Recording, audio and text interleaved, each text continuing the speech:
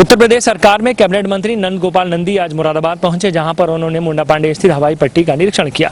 निरीक्षण के दौरान उन्होंने किए जा रहे कार्यों को देखा और ये विश्वास दिलाया है कि जल्द से जल्द सारे कार्य पूरे कर लिए जाएंगे।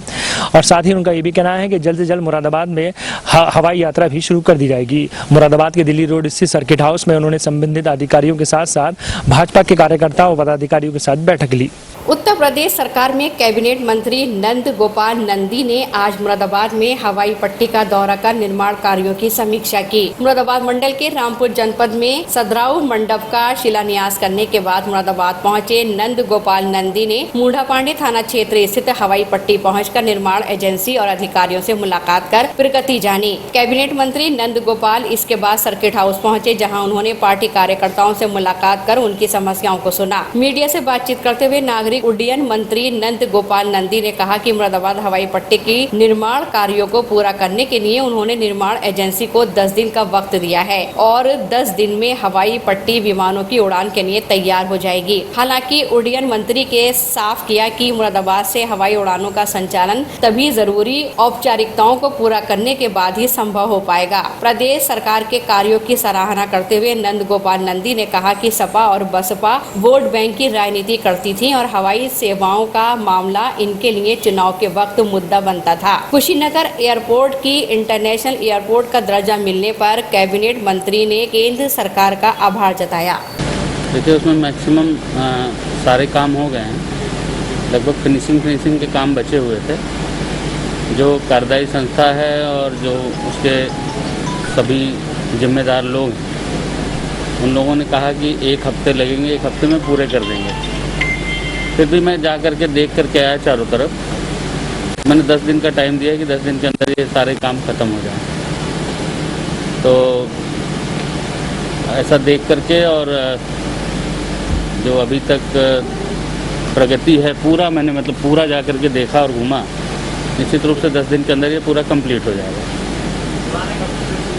उड़ानें शुरू होने के लिए कई सारी फॉर्मेलिटी होती है, जैसे लाइसेंस लेना पड़ता है, AI की अभी इसमें गुणवत्ता की सर्टिफिकेट की ज़रूरत होती है, ट्रेनिंग की ज़रूरत होती है। वो सारी चीज़ें हम लोग लाइन अप कर रखे हैं और पहले से ही उस पर जो फॉर्म या और सारी चीज़ें हैं वो की जा रही हैं। मैं यहाँ ये भी बताना चाहूँगा कि देखिए, माननीय मुख्यमंत्री योगी आदित्यनाथ जी की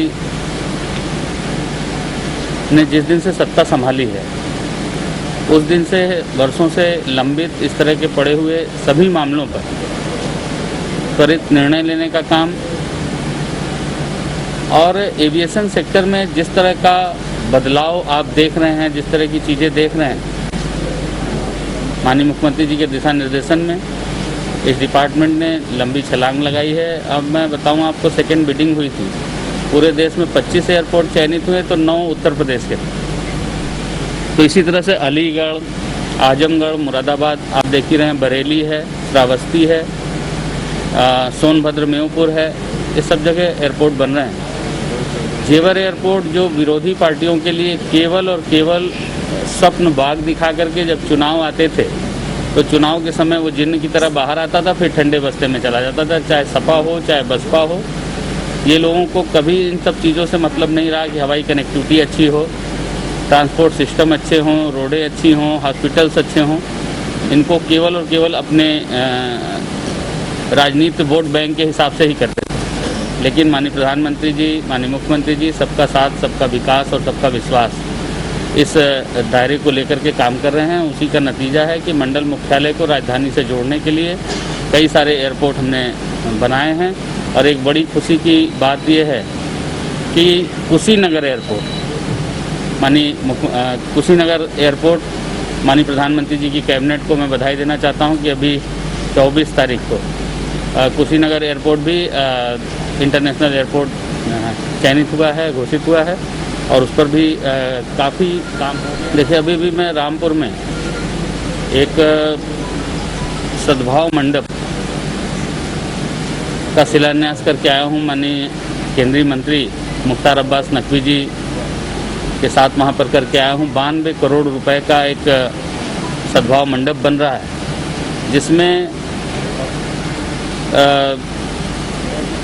स्किल डेवलपमेंट के लिए भी, सांस्कृतिक कार्यक्रम के लिए भी, बाजार हाट लगाने के लिए भी, जैसे एग्जीबिशन लगाने के लिए भी।